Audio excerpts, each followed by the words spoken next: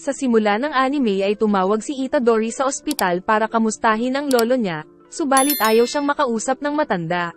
Kinagabihan ay nagpunta si Megumi sa isang kulungan ng manok dahil dito daw itinago ng mga kasama ang isang cursed spirit. Subalit pagtingin ay wala itong laman. Kinabukasan sa school ay kasama ni Itadori sila Sasaki at Iguchi, na mga kagrupo niya sa cult club para magtawag ng espiritu. Nang dumating ang school president dahil ipinapatigil nito ang club dahil wala daw silang ginagawang activity. Kaya giit ng tatlo na iimbestigahan daw nila ang mga trahedya kung saan ang mga football player nila ay na-ospital matapos lang madapa sa field. Bali-balitang may nagpaparamdam daw sa field, saka ipinakita ang balita sa isang dyaryo na may isang trabahador daw ang nawala sa lugar 30 years ago. At pinaghihinalaan nilang ang kaluluwa ng trabahador ang sanhi ng mga trahedya na nagaganap sa field. Subalit giit ng school president na ang sanhi daw ng trahedya ay mga kagat ng garapata. Tapos pinipilit pa nila na pasalihin si Itadori sa track and field club, para mabuwag ang club ng mga weirdo. Subalit ayaw pumayag ni Itadori, kaya napagkasundo ang magduduelo na lang sila sa field. Nagpunta din si Megumi sa nasabing field, kung saan dito pala tumatambay ang isang cursed spirit. Nagsimula na ang duelo nila Itadori at Takagi kung saan palayuan sila ng hagis ng bola. Subalit nang si Itadori na ang tumira ay world record ang nagawa niya kaya panalo na siya kagad. Kaya naman mananatili ang bida sa club ng mga kulto. Dito ay napansin din ni Megumi ang pambihirang lakas ng bida. At nang mapadaan si Itadori sa harap ni Megumi ay napansin niyang may dalang cursed object ang binata. Pagkatapos ay dumalaw ang bida sa lolo niya. Subalit ito na pala ang huling pagkikita nila dahil binawian na ito ng buhay. Ikinalungkot ito ni Itadori, subalit habang kausap ang nurse ay minabuti niyang maging positibo. Nang bigla siyang tawagin ni Megumi. Dahil nais nitong kunin kay Itadori ang cursed item na napakamapanganib daw. Ibinigay naman ito ng bida kay Megumi, pero wala na palang laman dahil kinuha daw ito ng kagrupo niya sa club, dahil gagamitin daw nila sa ritual. Kaya naman natakot si Megumi para sa kanila dahil ikasasawi daw nila ang gagawin. Sa loob ng cult club ay binuksan nila Sasaki ang bagay na may sumpa, na nakita nilang isang daliri. Nang biglang namatay ang ilaw. Saka yumanig at lumabas ang isang cursed spirit, samantalang nagmamadali ang dalawa para iligtas ang mga cult member. Sa labas ay nakita kaagad nila ang masamang aura. Kaya pinagbawalan ni Megumi si Itadori bago siya pumasok. Sa loob ay hinahanap ng cursed spirit ang dalawa. Ngunit nakitang may kumagat pala sa ulo ni Iguchi, saka sila nahanap ng isa pa. Subalit kaagad na dumating si Megumi para mag-summon ng dalawang lobo. Kinalaban ng mga lobo ang mga spirit sa loob ng school, hanggang sa makarating sa malakas na spirit na nang kidnap sa dalawa. Ngunit hindi niya ito maatake dahil madadami ang dalawang estudyante. Nang bigla namang dumating si Itadori na walang takot na sinuntok ang spirit sa mukha, saka niligtas ang dalawang kaibigan. Kaya nakakuha ng clear shot si Megumi, saka kinain ng mga lobo niya ang halimaw.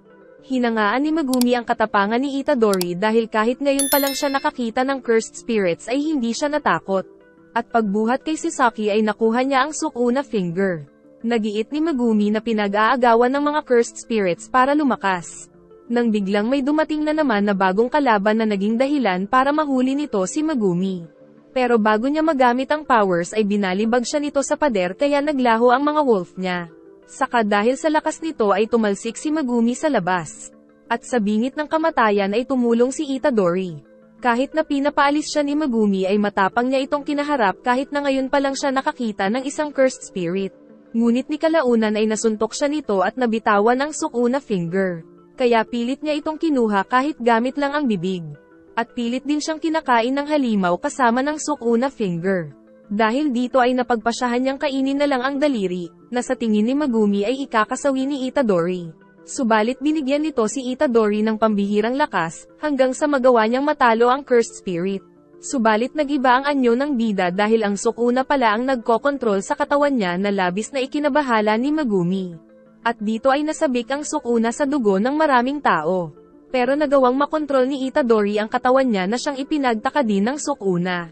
Ngunit balak siyang tapusin ni Megumi dahil mapanganib itong nilalang, nang dumating naman si Gojo. Nainasar pa si Megumi dahil pinahirapan daw ito ng cursed spirit kanina. Saka naman sinabi ni Itadori kay Gojo na kinain niya daw ang sukuna finger. Kaya nalaman kaagad ni Gojo na nakipagsanib ang sukuna sa katawan ng bida. Pagkatapos ay nakiusap si Gojo na palabasin niya ang Sukuna. Ngunit nag-aalala si Itadori pero giit ni Gojo na siya daw ang pinakamalakas. Kaya pinahawakan niya ang pinamili kay Megumi, dahil nagsha-shopping pala si Gojo kahit na nagkakandamatayan na ang mga tao. Sumugod kaagad ang Sukuna habang nagsasalita pa si Gojo, subalit inupuan lang niya ito. Muling sumugod ang Sukuna, subalit tila ba pinaglalaroan lang ni Gojo ang special grade cursed spirit, sa kanya ito pinatalsik sa malayo. Kaya nagalit ang Sukuna at sumuntok ng napakalakas kaya nawasak ang gusaling nasa likod ni Gojo. Subalit nagulat siya dahil nakitang nakatayo pa rin na walang gallows ang Jujutsu Sorcerer. Saka naman kinontrol na ulit ni Itadori ang sariling katawan. Ikinamangha ni Gojo na kayang kontrolin ni Itadori ang special grade cursed spirit. Saka siya nito pinatulog. Dahil kapag nagising daw ang bida na hindi nakokontrol ng Sukuna ay isang karapat-dapat daw na vessel nito si Itadori. Ayon sa regulation ay kailangan nilang patayin si Itadori. Pero ayaw itong gawin ni Megumi kaya nakiusap siya kay Gojo na sinang ayunan nito kaagad. Kaya naman dinala siya ni Gojo sa isang silid. Sinabi ni Gojo kay Itadori na nakatakda na daw ang execution ng bida, pero pinigilan niya ito. Saka pinakita ni Gojo ang isa pang Sukuna finger, at pinaliwanag na meron daw 20 nito, pero 6 na daliri pa lang ang hawak ng asosasyon. Ipinakita niya na hindi nila ito kayang wasakin, dahil masyado daw malakas ang cursed object. Kaya naman kapag pinatay daw nila si Itadori ay kasabay niyang mawawasak ang Sukuna finger na kinain nito. Kaya naman nais niyang mapakain muna kay Itadori ang 20 Sukuna finger bago niya paslangin ang bida, para magawa niyang mawasak ang lahat ng Sukuna finger kasabay nito. Dinalaw ni Itadori ang 2 kaibigan na nasa ospital subalit hindi pa rin nagigising si Iguchi. Kasabay ng pagluluksa niya sa lolo ay hiningi ni Itadori kay Gojo ang hawak nitong Sukuna finger, sa kanya ito kinain. Kaya naman nagwawala sa loob niya ang Sukuna pero nagawa pa rin niya itong makontrol, na ikinamangha ni Gojo dahil bibihira lang daw ang ganitong tao.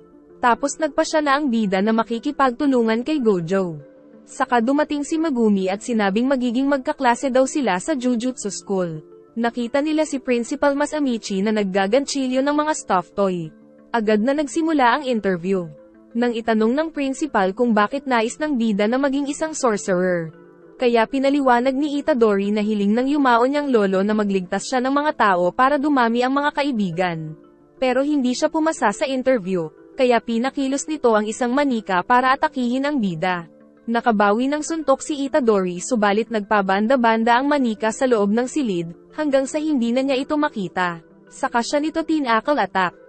Dahil hindi daw sapat ang dahilan ng bida para maging isang sorcerer. Saka siya biglang inuppercut ng manika. Pero muling nakabawi ang bida, saka sinabing siya lang ang may kakayahang makontrol ang Sukuna. Kaya nakapasa na siya sa interview, saka siya binawian ng manika, tapos binalaan siya ni Gojo kung gaano ka mapanganib kolektahin ang mga daliri, dahil hinahanap din ito ng mga cursed spirits para lumakas. Subalit matutulungan daw sila ng Sukuna sa loob ni Itadori para mabawi ang mga Sukuna fingers. Kinabukasan ay nagpunta sila sa train station para sunduin ang isa pa nilang kaklase na si Kagisaki. Kung saan hindi nagustuhan ng dalaga ang 2 kaklase. Pero nang sabihin ni Gojo na magpupunta sila sa Tokyo ay nagkasundo sila Kagisaki at Itadori. Pero sa isang lumang gusali sila dinala ni Gojo na ikinadismaya ng 2 magkaklase. Dahil gusto daw subukan ni Gojo ang kakayahan nila Itadori at Kagisaki. Pero dahil hindi pa marunong mag-exercise si Itadori ay binigyan siya ni Gojo ng isang kutsilyo na may sumpa. At bago sila pumasok ay nagbabala si Gojo na huwag palabasin ng bida ang Sukuna dahil mapanganib ito. Pumasok ang 2 sa gusali, at agad naman nilang hinanap ang sinasabing cursed spirit sa loob. Subalit para mapabilis daw ang trabaho nila ay naghiwalay ang 2. Ngunit pagkaalis ni Kagisaki ay kaagad na dumating ang isang spirit pero alisto ang bida. Gamit ang patalim na bigay ng sensei ay matapang na kinaharap ng bida ang cursed spirit, hanggang sa tuluyan niya itong matalo. Samantala si Kagisaki naman ay napansing nagtatago ang isang cursed spirit sa isang manikin. Kaya inatake niya ito gamit ang sandata niyang may sumpa na martilyo at pako. Kaya nagpakita na ang cursed spirit. Pero sa isang kumpas ng kamay ay pinalubog niya ang pako na siyang nagwasak sa ulo ng estatwa. Ngunit pagkatapos ay nakita niyang may isang bata pala ang naligaw sa loob. Kaya inakay niya ang bata, subalit natatakot itong lumabas. Saka naman biglang may sumulpot na isa pang cursed spirit na ginawang hostage ang bata, kaya hindi ito maatake ni Kagisaki. Kaya binitiwan niya ang sandata para makipagnegosasyon. Mabuti na lang ay dumating si Itadori mula sa pader, saka niligtas ang bata mula sa cursed spirit. Dahil dito ay nagmamadaling tumakas ang kalaban, pero ginamit ni Kagisaki ang naputol nitong kamay para tapusin ito. Na nakita naman nila Gojo sa labas na naglaho. At dahil matagumpay ang misyon ay sama-sama silang kumain, tapos sabay-sabay din silang umuwi. Kinabukasan ay nagpunta ang tatlo sa isang gusali kung saan tinulungan sila ni Kiyotaka Sensei na maglagay ng veil sa buong lugar. Kung saan ito ang maghihiwalay sa spirit world at sa totoong mundo. Agad na nagsama ng wolf si Megumi para malaman kung may malapit na cursed spirit. Pumasok sila sa gusali subalit napahinto nang mapansin na na-trap na pala sila sa loob. Subalit kumalma sila nang sabihin ni Megumi na natatandaan ng wolf niya ang daanan palabas. Nagpatuloy sila sa paghahanap ng mga survivor, hanggang sa makita ang isang bangkay.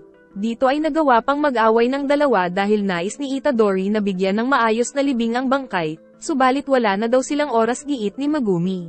Nang bigla namang higupin ng isang black hole si Kagisaki, saka nakitang may pumas lang din sa wolf niya. At saka biglang lumitaw sa harap nila ang isang malakas na special grade cursed spirit na labis na ikinatakot ng dalawa. Ngunit umatake pa rin ang bida subalit naputol nito ang kamay niya. Samantala napunta sa isang dimensyon si Kagisaki na puno ng mga maskara. Habang si Megumi naman ay tumakas gamit ang ibon niya.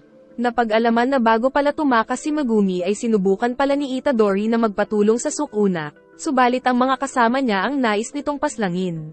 Nagdura ang spirit kaya nabangenge ang dalawa, at makikitang pinaglalaroan lang sila nito.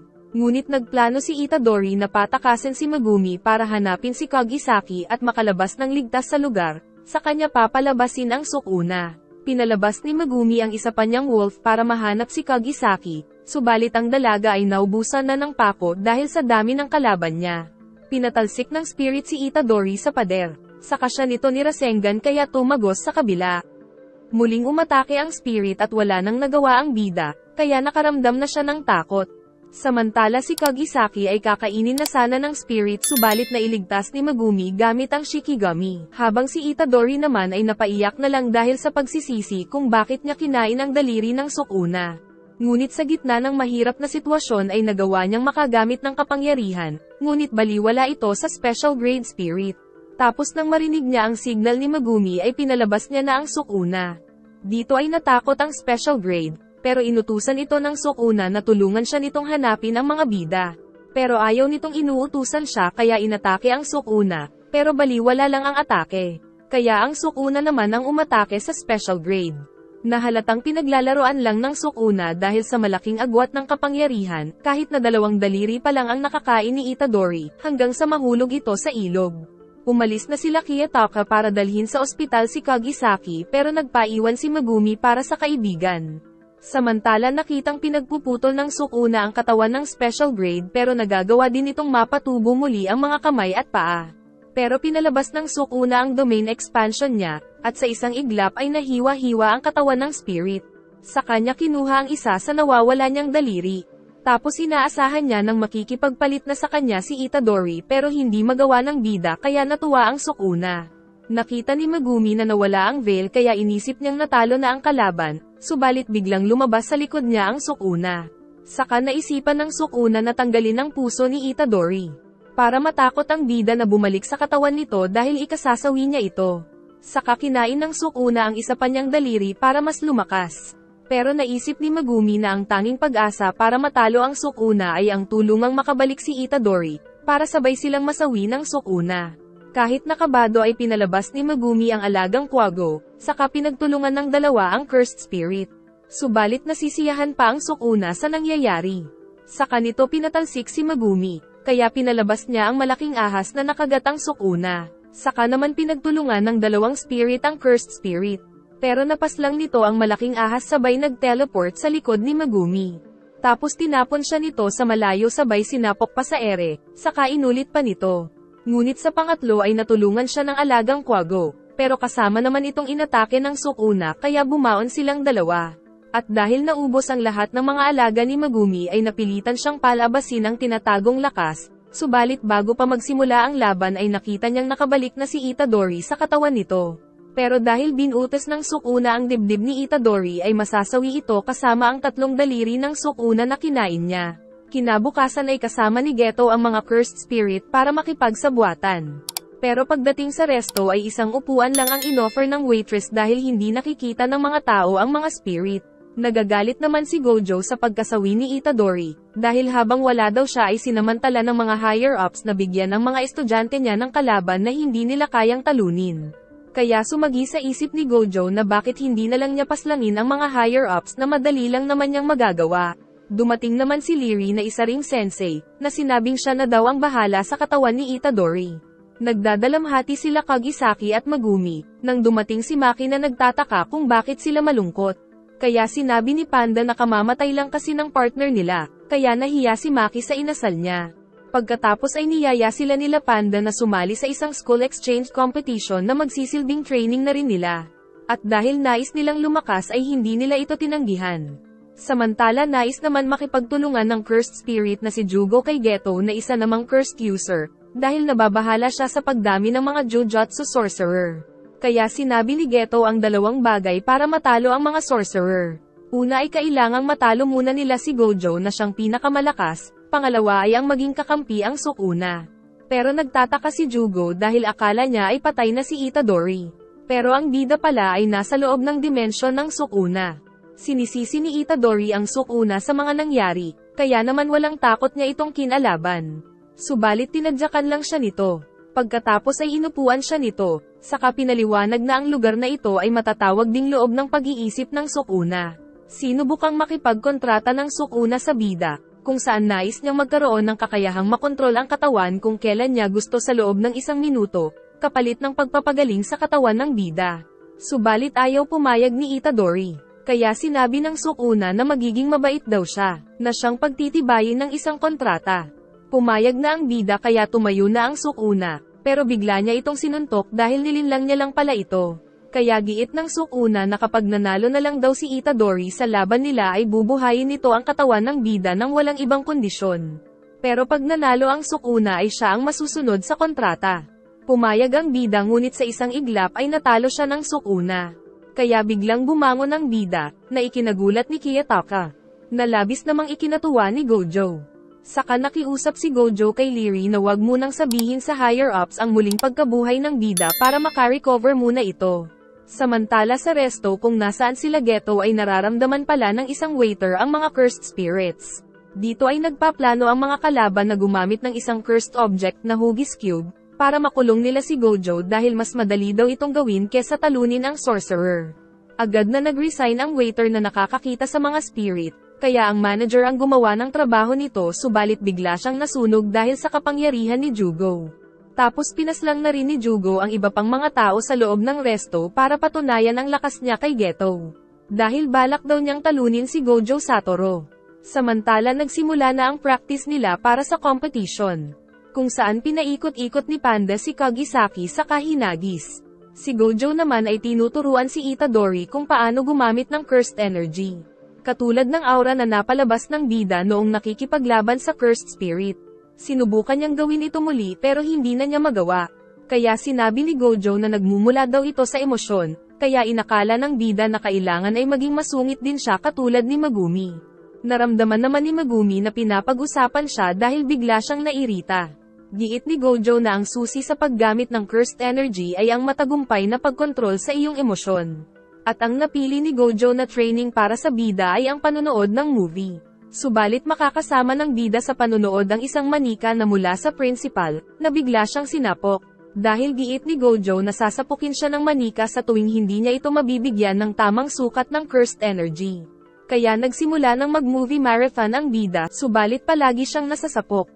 Umalis si Gojo para makipag-usap sa principal, pero nang may maramdaman ay bumaba siya sa alanganin na lugar saka nagpaiwan. Nang bigla siyang atakihin ni Jugo mula sa itaas na tagumpay niyang nailagan. Saka lumikha ng maliit na bulkan si Jugo at naputukan ang sorcerer.